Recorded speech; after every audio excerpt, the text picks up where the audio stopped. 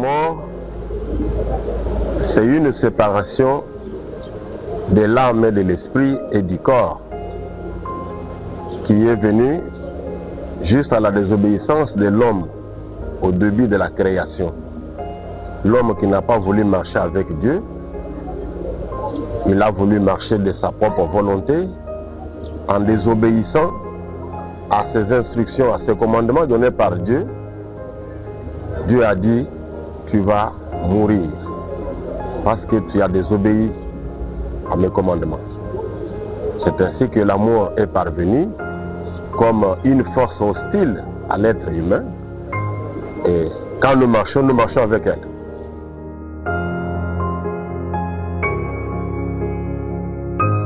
Après la mort, il y a une vie. Si vous vous référez à l'enseignement de Jésus-Christ, il a dit que moi-même, je reviendrai sur cette terre. Tous ceux qui sont morts à mon nom, même s'ils sont dans les sépulcres, je vais les ressusciter et nous serons avec eux. Dans notre église, le chapitre 9 de notre catéchisme dit la vie après la mort.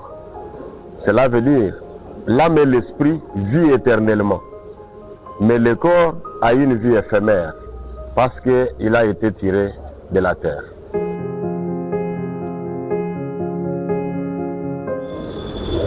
L'importance de la résurrection de Jésus-Christ, c'est aussi important, pas seulement pour Jésus-Christ, mais aussi pour nous.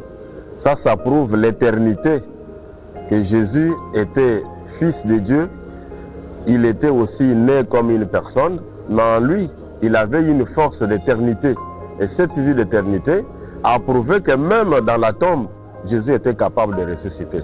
Et ça nous donne nous aussi l'occasion, la force et la foi de croire que nous allons aussi ressusciter le jour où notre Seigneur reviendra.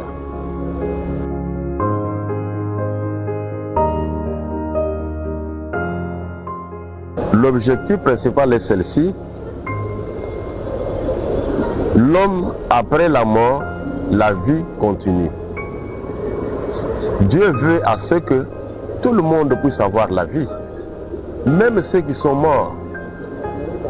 Vous pouvez voir dans 1 Pierre chapitre 3, versets 18-19, vous pouvez lire, l'apôtre Pierre dit que quand Jésus est mort, les 3 jours quand il est parti dans le séjour des morts, il est allé prêcher la bonne nouvelle aux âmes prisonnières, à tous ceux qui étaient incrédules à l'époque de Noé, pour que ces gens-là puissent aussi avoir la vie.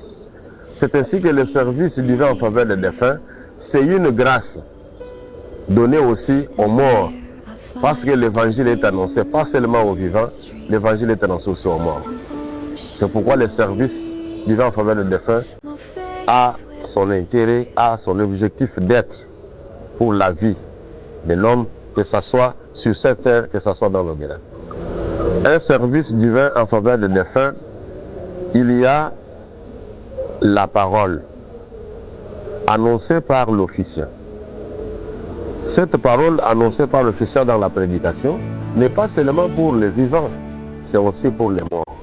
Ça donne leur l'occasion de comprendre qu'il faut croire en Jésus à travers cette prédication. C'est ainsi que, premier élément, c'est la parole. Deuxième élément, il y a les sacrements. C'est lui qui croit en Dieu. Il croit en Jésus, il croit en Saint-Esprit. C'est lui qui doit être baptisé d'eau et d'esprit. Il doit participer à la Sainte Seine. Ça, ce sont les sacrements qui donnent l'accès à l'âme pour avoir la vie éternelle. Il y a le pardon des péchés. À travers les serviteurs, les apôtres, mandatés par, le pouvoir donné par Jésus-Christ, ils ont le pouvoir de pardonner les péchés, pas seulement pour les vivants, et aussi pour les morts. C'est ainsi que ces éléments-là, ce sont les éléments très importants pour une âme vivante ou dans l'au-delà. Il doit voir la parole, il doit voir les sacrements, il doit voir le pardon des péchés et il doit participer dignement à la Sainte Seine. La Sainte Seine fait partie du 3e sacrement. C'est la vie de Jésus-Christ qui est immuée dans la Sainte Seine. Et quand nous participons à la Sainte Seine, c'est pour avoir la communion d'esprit avec Jésus-Christ, notre Sauveur. Parce que la Sainte Seine, c'est un repas commémoratif, un repas qui nous donne la vie et la communion avec Christ. You call me out upon the waters. Nous sommes tous dans la fièvre de la préparation de ce rendez-vous important de notre foi néo-apostolique et de notre doctrine de l'Église. Je demande à tous les enfants de Dieu et aux serviteurs de Dieu, nous avons le devoir sacré de penser à nos frères et sœurs, à nos amis, à nos parents, à nos arrière-parents qui sont déjà dans l'au-delà, de prier pour eux. On nous a demandé par l'apostolat d'avoir la réconciliation avec tout le monde. Même ceux qui sont partis dans l'au-delà, nous devons nous réconcilier avec eux. Vous n'allez pas compter tout ce qu'ils ont commis comme faute, comme erreur sur vous, sur cette terre. Il faut oublier pour leur donner l'occasion de participer aussi à la Sainte Seine. C'est pourquoi nous, les enfants de Dieu, nous, les serviteurs de Dieu, de cette alliance, de cette nouvelle alliance, nous vous demandons de prier et de penser à nos frères et sœurs qui sont dans l'au-delà.